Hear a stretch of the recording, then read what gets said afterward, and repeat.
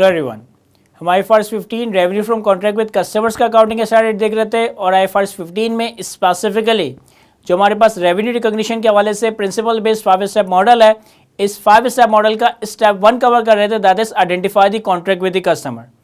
Last lecture में हमने step 1 identify the contract with the customer के हवाले से काफ़ी ज़्यादा डिटेल में डिफरेंट तरह की मोडालिटीज़ को डिस्कस किया, कॉन्ट्रैक्ट के एट्रीब्यूट्स, कॉन्ट्रैक्ट के क्राइटेरियाज को डिस्कस किया और इससे पर्टेनिंग जो डिटेलिंग थी वो हमने लास्ट लेक्चर में कवर की। आज के इस लेक्चर में step 1 identify the contract with the customer से पर्टेनिंग हमें एक कनेक्टेड थ्योरेटिकल कॉन्सेप्ट कवर करना है जिसका नाम है कॉम्बिनेशन ऑफ कॉन्ट्रैक्ट। अब कॉम्बिनेशन ऑफ कॉन्ट्रैक्ट के केस में सिंपल सी डिस्कशन ये करनी है कि अगर दो या दो से ज़्यादा कॉन्ट्रैक्ट किसी सिंगल कस्टमर के साथ या किसी रिलेटेड कस्टमर के साथ किए जाते हैं एक वक्त में या करीब करीब के वक्त में, लेकिन उसमें कुछ क्राइटेरियाज कंप्लाई कर रहे हो, तो इन मल्टीपल कॉन्ट्रैक्ट्स को हम as a single contract, as a combination of contract account for कर रहे होंगे। इससे पर्टेनिंग में प्रोविजंस को रीड करता हूं और फिर इसकी एक्सप्लेनेशन प्रोवाइड करता हूं। कहता है an entity shell combine 2 or more contract entered into at or near the same time with the same customer or related party of the customer and account for the contract as a single contract if one or more of the following criterias are met. कहता है कि अगर एक company, अगर एक entity दो या दो से ज्यादा कॉन्ट्रैक्ट सेम कस्टमर के साथ या रिलेटेड कस्टमर के साथ एंटर करती है, सेम वक्त पे या करीब के वक्त में एंटर करती है और इन तीन में से कोई एक क्राइटेरिया भी फुलफिल हो रहा हो, तो आप इन कॉन्ट्रैक्ट को as a combination of contract, as a single contract account for कर रहे होंगे। यानी कि इन मल्टीपल कॉन्ट्रैक्ट्स को एक सिंगल कॉन्ट्रैक्ट कंसिडर किया जाएगा और फिर इसके ऊपर IFRS 15 का रेवेन्यू रिकॉग्निशन का principle based 5 step model apply किया जाएगा। वो क्राइटेरियाज क्या है? याद रहे, ये तीनों क्राइटेरियाज को फुलफिल होना जरूरी नहीं है। अगर इन तीनों क्राइटेरियाज में से कोई एक क्राइटेरिया भी फुलफिल हो जाता है तो फिर आप इन मल्टीपल कॉन्ट्रैक्ट को as a single contract account for कर रहे होंगे। Number 1, the contract are negotiated as a package with a single commercial objective. The contracts are negotiated as a package with a single commercial objective. यानी कि आपने किसी एक customer के साथ मल्टीपल कॉन्ट्रैक्ट किए या रिलेटेड कस्टमर के साथ मल्टीपल कॉन्ट्रैक्ट किए, लेकिन इन सारे कॉन्ट्रैक्ट का कमर्शियल ऑब्जेक्टिव कोई एक है, इन सारे कॉन्ट्रैक्ट का आउटपुट कोई एक है, इन सारे कॉन्ट्रैक्ट से आप अल्टीमेटली कोई एक गुड या सर्विस अचीव करेंगे, तो इसका मतलब है कि इसका एक सिंगल कमर्शियल ऑब्जेक्टिव है और अब आप इन मल्टीपल कॉन्ट्रैक्ट्स को कंबाइन कर रहे होंगे, as a single contract account for कर रहे होंगे। Criteria number 2, the amount of consideration to be paid in one contract depend on the price or performance of the other contract.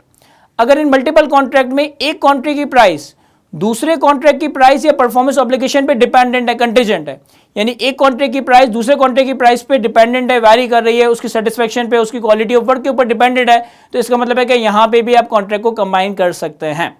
और तीसरा criteria, the good or service promised in a contract or some good or service promised in each of the contract are single performance obligation in accordance with IFRS 15। यानी मोर और less पहले ही criteria वाली बात की जा रही है कि एक कॉन्ट्रैक्ट में जो गुड्स एंड सर्विस प्रॉमिस किए जा रहे हैं या एक से ज्यादा कॉन्ट्रैक्ट के अंदर जो गुड्स एंड सर्विसेज प्रॉमिस किए जा रहे हैं, इन सबको मिला जुलाकर हम एक सिंगल परफॉर्मेंस ऑब्लिगेशन के तौर पे आइडेंटिफाई कर रहे होंगे।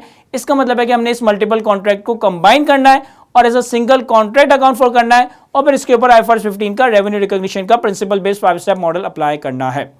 तो कॉम्बिनेशन ऑफ कॉन्ट्रैक्ट इस थ्योरेटिकल कॉन्सेप्ट में सिंपल सी डिस्कशन है कि अगर एक कंपनी, अगर एक एंटिटी एक से ज्यादा कॉन्ट्रैक्ट करती है किसी सिंगल कस्टमर के साथ या फिर कस्टमर की रिलेटेड पार्टीज के दरमियान एक वक्त में या करीब करीब के वक्त में, लेकिन इस सारे कॉन्ट्रैक्ट्स यानी कि इन सारे मल्टीपल कॉन्ट्रैक्ट से अल्टीमेटली कोई सिंगल कमर्शियल ऑब्जेक्टिव अचीव किया जा रहा है, अल्टीमेटली कोई सिंगल परफॉर्मेंस ऑब्लिगेशन सेटिस्फाई की जा रही है, या एक कॉन्ट्रैक्ट की प्राइस दूसरे कॉन्ट्रैक्ट की प्राइस या परफॉर्मेंस ऑब्लिगेशन पे डिपेंडेंट है, तो इसका मतलब है ये एक निगोशिएटेड कॉन्ट्रैक्ट हुआ है। ये मल्टीपल कॉन्ट्रैक्ट्स इवेंचुअली एक ही कॉन्ट्रैक्ट है, आप इनको कंबाइन करेंगे, आप इनको सिंगल कॉन्ट्रैक्ट के तौर पर असेस करेंगे और उसके ऊपर IFRS 15 अप्लाई कर रहे होंगे। इससे पर्टेनिंग हमारे पास एक दो इलस्ट्रेशंस आ रही हैं, उनको भी कवर करते हैं।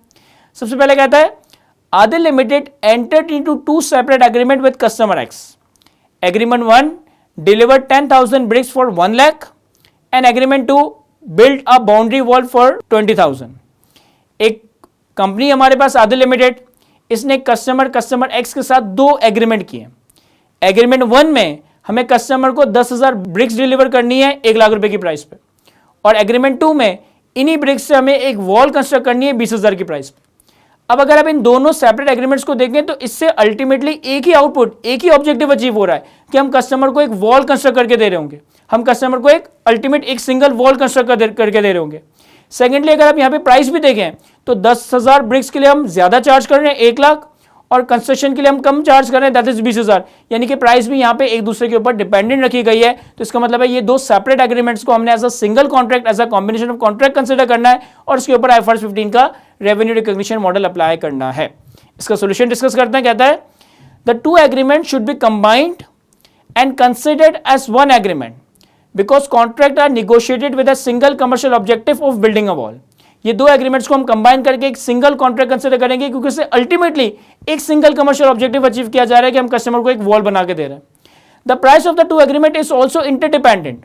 आदि limited is probably charging higher price for the brick to compensate for the discounted price for the wall.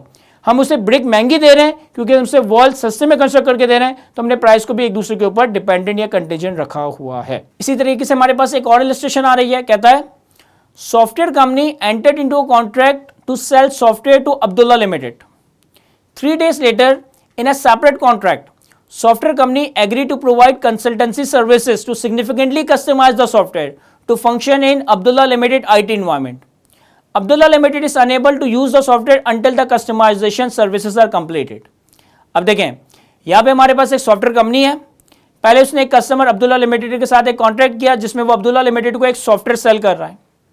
3 दिन के बाद यानी कि करीब करीब के वक्त में हमने इसी कस्टमर के साथ एक और एग्रीमेंट किया, एक और कॉन्ट्रैक्ट किया कि अब हम उसे कंसल्टेंसी सर्विसेज प्रोवाइड करेंगे जिसमें हम इस सॉफ्टवेयर को सिग्निफिकेंटली कस्टमाइज करेंगे ताकि वो कस्टमर के IT इन्वायरमेंट में ऑपरेट कर सके। अब्दुल्ला लिमिटेड इस सॉफ्टवेयर को इस्तेमाल ही नहीं कर सकता जब तक कि ये सॉफ्टवेयर उसके IT इन्वायरमेंट के हिसाब से कस्टमाइज ना हो जाए। अब बजाय तो ये सिंगल कस्टमर के साथ हमने 2 सेपरेट कॉन्ट्रैक्ट किए, एक सॉफ्टवेयर का सेल करना और दूसरा सॉफ्टवेयर को कस्टमाइज करना, लेकिन इन दोनों कॉन्ट्रैक्ट, इन दोनों एग्रीमेंट का कमर्शियल ऑब्जेक्टिव एक है, दैट इज कि हमने कस्टमर को एक सॉफ्टवेयर कस्टमाइज फॉर्म में प्रोवाइड करना है। हमने कस्टमर को एक सॉफ्टवेयर कस्टमाइज फॉर्म में प्रोवाइड करना है जो कि उनकी IT इन्वायरमेंट में ऑपरेट हो सके। तो यहाँ पे एक सिंगल कमर्शियल ऑब्जेक्टिव है, यहाँ पे एक सिंगल परफॉर्मेंस ऑब्लिगेशन है, यानी कि इन दो कॉन्ट्रैक्ट्स को कंबाइन किया जाएगा, as a single contract treat किया जाएगा और फिर इसके ऊपर IFRS 15 का रेवेन्यू रिकॉग्निशन मॉडल अप्लाई किया जाएगा।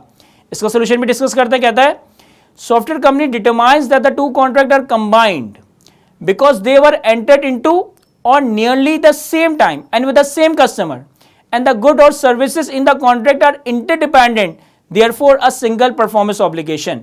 चूंकि एक ही कस्टमर के साथ हमने 2 कॉन्ट्रैक्ट किए एक वक्त में या 3 दिन के गैप से, लेकिन इन दोनों कॉन्ट्रैक्ट से हम अल्टीमेटली एक सिंगल परफॉर्मेंस ऑब्लिगेशन अचीव करेंगे कि हम कस्टमर को एक कस्टमाइज सॉफ्टवेयर बना के दे रहे होंगे। तो इन दोनों कॉन्ट्रैक्ट को कंबाइन किया जाएगा, इन दोनों कॉन्ट्रैक्ट को as a single contract account for किया जाएगा। तो ये हमारे पास एक सिंपल सा कॉन्सेप्ट था, that is combination of contract. I hope ये कॉन्सेप्ट मैं आपको अच्छे से एक्सप्लेन कर सका हूं। आज की इस गुफ्तगू को यहीं तक रखते हैं। Thank you.